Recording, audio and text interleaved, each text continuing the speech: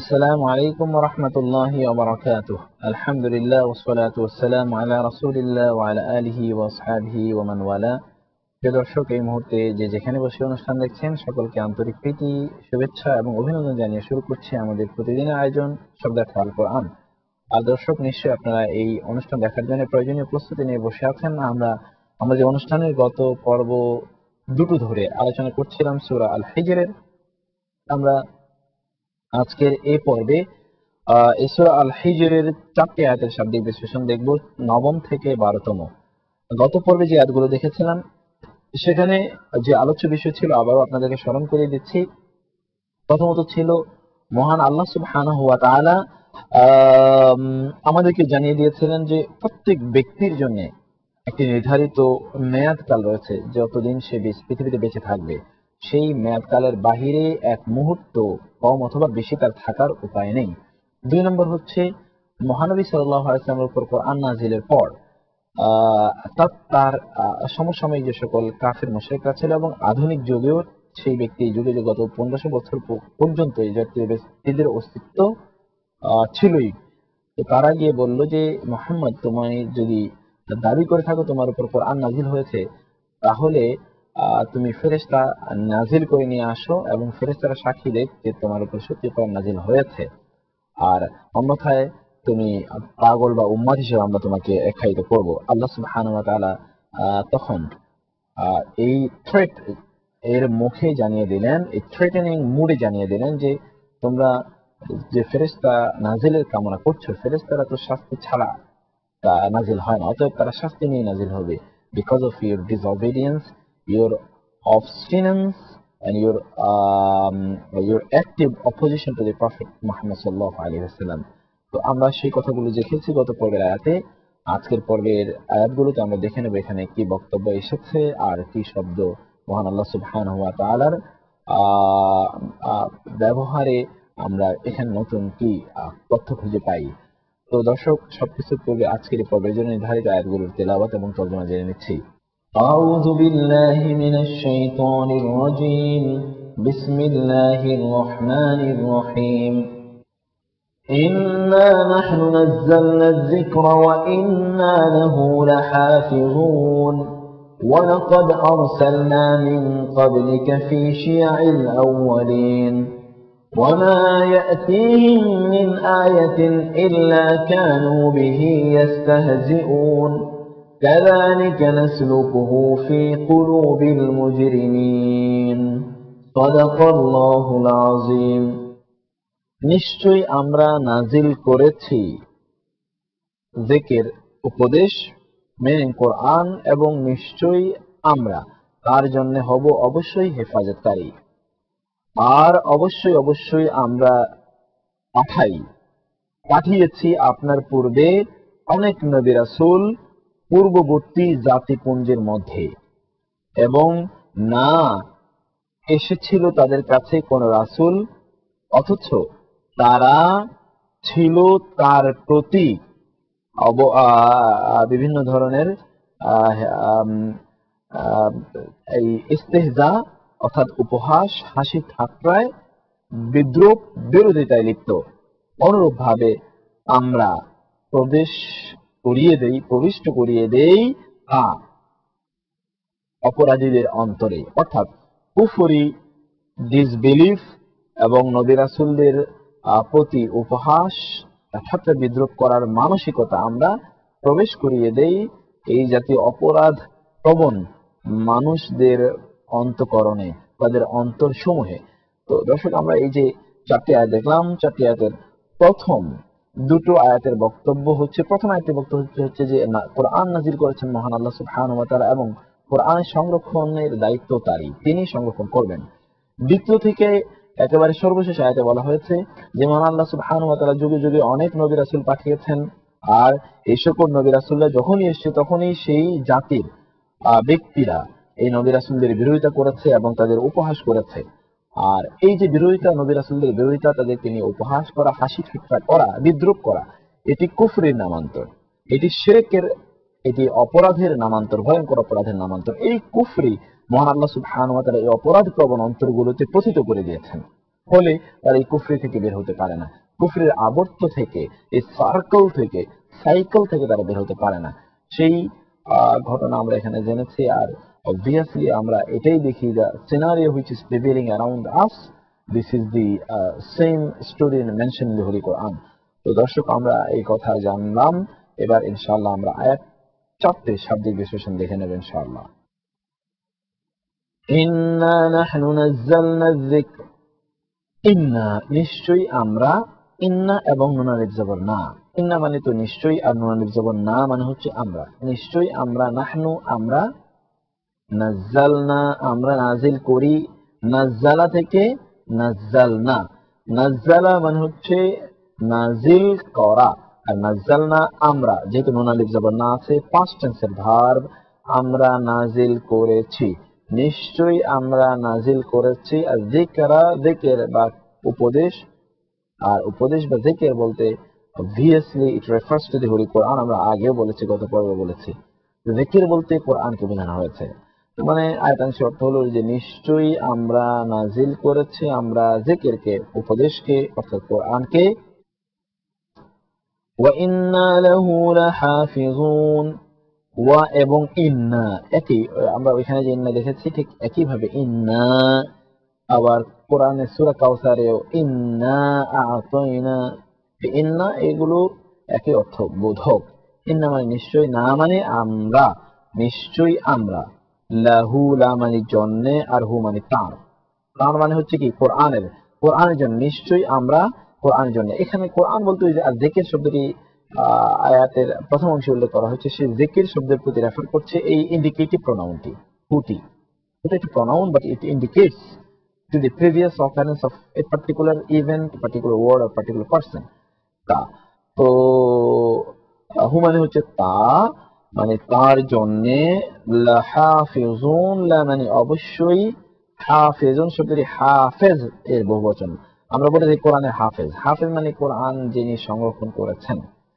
তো হাফেজ মানে হচ্ছে সংরক্ষণকারী, আর এই শব্দটি সে হেফাজত থেকে, আমরা বলে থাকি কোনো জিনিস হেফাজত করা মানে সংরক্ষণ করে রাখা, এটাও বাংলা ব্যবহার করে থাকি। তো এই তা থেকে হাফেজ, আর হাফেজ শব্দের বহুবচন হচ্ছে হাফেজুন, সংরক্ষণকারীগণ। নিশ্চয়ই আমরা, তার জন্য অবশ্যই সংরক্ষণকারীগণ, অর্থাৎ আমরা হেফাজতকারী, সংরক্ষণকারী এই কোরআনকে যেহেতু আমরাই নাযিল করেছি। এখানে আমরা বলে মহান আল্লাহ সুবহানাহু ওয়া তাআলা নিজের প্রতি ইঙ্গিত করেছেন।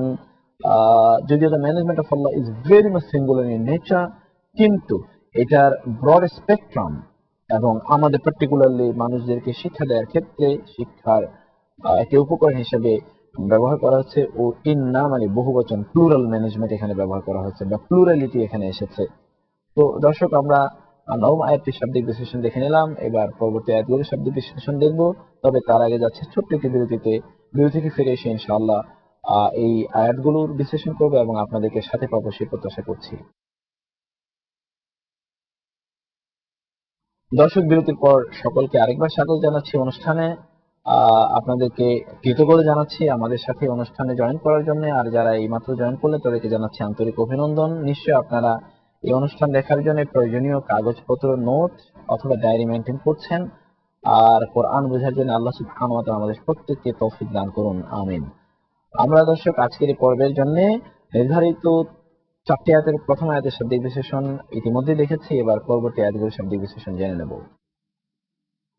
ওয়ালাকাদ আরসালনা মিন ক্বাবলিক, ওয়া এবং লাকাদ অবশ্যই, অবশ্যই, লাকাদ লা মানে অবশ্যই, কাদ মানে অবশ্যই, আরসালনা আমরা পাঠিয়েছি, আরসালা থেকে আরসালনা, আরসালা শব্দটি রাসিন এবং লাম, রাসূল, রাসূল মানে প্রেরিত, যাকে প্রেরণ করা হয়েছে। আমরা পাঠিয়েছি, প্রেরণ করেছি।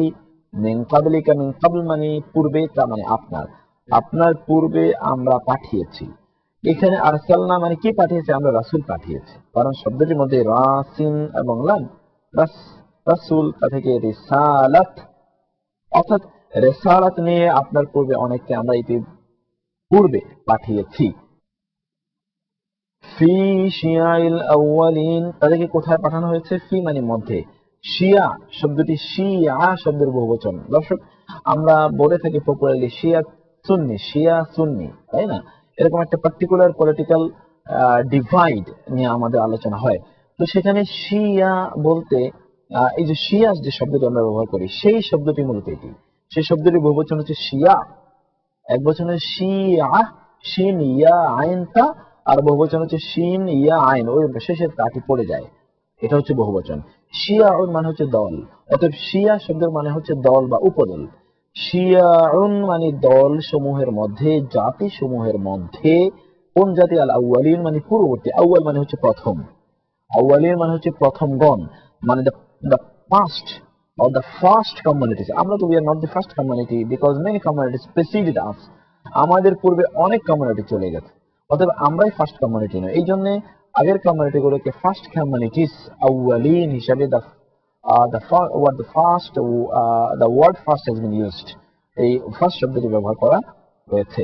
তো পূর্ববর্তী জাতি পুঞ্জগুলোর মধ্যে আমরা রিসালাত নিয়ে অনেক ব্যক্তিকে পাঠিয়েছি, অর্থাৎ অনেক নবী রাসূল পাঠিয়েছি। ওয়ামা ইয়াতিহিম মির রাসূল, ওয়া এবং মা না, ইয়াতিহিম, ইয়াতি এবং হিম। ইয়াতি মানে হচ্ছে সে এসেছে, মানে সে মানে নবী, কোন নবী এসেছে, হিম তাদের কাছে, তাদের কাছে কোন নবী এসেছে, মানে তাদের কাছে এসেছে কোন, তাদের এই যে এসেছে আর এটা হচ্ছে না, তার মানে তাদের কাছে আসেনি। মিন কোন, বা হতে পারে থেকে, রাসূল মানে রাসূল, কোন রাসূল তাদের কাছে আসেনি। অর্থাৎ তাদের কাছে যখনই কোন রাসূল এসে, এটাই বোঝানোর জন্য কোন রাসূল আসেনি, তবে যখনই এসেছে তখনই তারা উপহাস করেছে, এইভাবে আয়াতটি শেষ করা হবে। তো আমরা আগে বুঝে নিচ্ছি যে তাদের কাছে কোনো নবী রাসূল আসেনি, এর মানে হচ্ছে যখনই তাদের কাছে এসেছে তখনই তারা কি করেছে, ইল্লা কানু বিহি ইস্তাহজিউন, ইল্লা ছাড়া বা ব্যতীত, এছাড়া তাছাড়া ব্যতীত, কানু তারা ছিল, বিহি বি মানে সম্পর্কে, হি মানে তার সম্পর্কে তারা ছিল কি, ইস্তাহজিউন তারা বিদ্রুপ করত।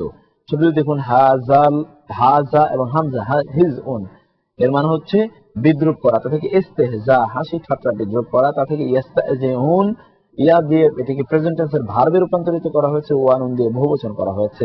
আর মধ্যখানে সিন এবং তা, এটা উল্লেখ করা হয়েছে একটি পার্টিকুলার ভার্বের প্যাটার্ন বোঝানোর জন্য। তো ইস্তাহজিউন মানে হচ্ছে তারা বিদ্রুপ করবে, যখনই কোন নবী রাসূল কোন ব্যক্তিদের কাছে এসেছে তখনই তারা তাদেরকে নিয়ে বিদ্রুপ করেছে, অবস্থাটা এরকম ছিল।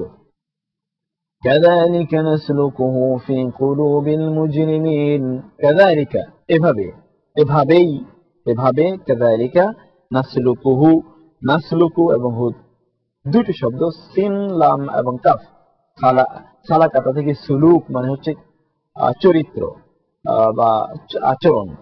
তো সুলুক, তা থেকে নাসলুকু আমরা ব্যবহার করি, আমরা প্রবিষ্ট করি, আমরা ঢুকিয়ে দেই, উই কজ এন্টার, আমরা ঢুকাই প্রবিষ্ট করি। এখানে এরপর শব্দটি হচ্ছে হু, মানে হচ্ছে তা মানে হচ্ছে এই যে ইস্তেহজা বা হাসি ঠাট্টা, হাসি বিদ্রুপ করা, উপহাস করা, সেই উপহাসটি আমরা ঢুকিয়ে দেই, বা সেই উপহাস যেহেতু কুফরির কাজ, কুফরি আমরা ঢুকিয়ে দেই কি মধ্যে, কুলুব শব্দের কলবুন শব্দের বহুবচন, কলব মানে হচ্ছে অন্তঃকরণ, অন্তরসমূহ, তাদের আল মুজরিমিন শব্দটি মুজরিম শব্দের বহুবচন, মুজরিম মানে হচ্ছে অপরাধী, মুজরিমিন অপরাধীগণ।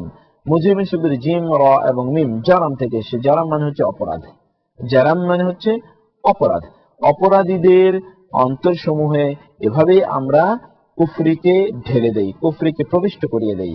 অতএব তারা এই কুফরির কারণে তারা অপরাধ প্রবণতায় প্রতি মুহূর্তে ব্যস্ত থাকে, লিপ্ত থাকে, এখান থেকে তারা কোনোভাবেই এই আবর্ত থেকে কোনোভাবে বের হয়ে আসতে পারে না। এই হচ্ছে দর্শক এই পর্বের জন্য নির্ধারিত আয়াতগুলোর শাব্দিক বিশ্লেষণ। আমরা এই আয়াতগুলোতে অনেকগুলো মৌলিক শব্দ দেখেছি, চলুন এবার এক নজরে সেই শব্দগুলো দেখে নেই। যিকর উপদেশ, হাফিজুন হেফাজতকারী, শিয়া জাতিপুঞ্জ, শিয়াতুল শব্দের বহুবচন, আর ইস্তাহজিউন তারা বিদ্রুপ করে, তারা হাসি ঠাট্টা করে, নাসলুকু আমরা প্রবিষ্ট করি, প্রবেশ করাই, আল মুজরিমিন মানে হচ্ছে অপরাধী বা পাপিষ্ঠ পাপাচারী। তো এই হচ্ছে দর্শক আজকের পর্বের জন্য নির্ধারিত আয়াতগুলোর শাব্দিক বিশ্লেষণ। এখানে আমরা অনেকগুলো মৌলিক শব্দ দেখেছি, নিশ্চয়ই আপনার শব্দগুলো লিখে নিয়েছেন। অন্য শব্দগুলো যেগুলো আপনার কাছে নতুন মনে হয়েছে সেগুলো নিশ্চয়ই নোট ডাউন করে নিয়েছেন। আমাদেরকে এগুলো বেশি বেশি করে পড়তে হবে। যত বেশি পড়বো তত বেশি আমরা বুঝবো ইনশাআল্লাহ। আর আমাদেরকে কোরআনের এই শব্দগুলো মুখস্থ করতে হবে। মুখস্থ is the only alternative, is the only option for us to understand the Quran. অতএব শব্দের অর্থ মুখস্থ না করে কোরআন বোঝা, it will be an absurdity. অতএব আল্লাহ আমাদেরকে তৌফিক দান করুন, আল্লাহর কাছে সেই তৌফিক কামনা করছি। আল্লাহুম্মা ওয়াফফিকনা লিমা তুহিব্বু ওয়া তারদা মিনাল কওলি ওয়াল ফি'লি ওয়াল আমাল। আল্লাহুম্মা ওয়াফফিকনা লি আন নাফকাহাল কুরআন। আমরা যাতে কোরআন বুঝতে পারি, আল্লাহ সেই তৌফিক আমাদেরকে দান করুন। আমিন। ওয়া আখিরু দাওয়ানা আলহামদুলিল্লাহি রাব্বিল আলামিন। ওয়াসসালামু আলাইকুম ওয়া রাহমাতুল্লাহি ওয়া বারাকাতুহু।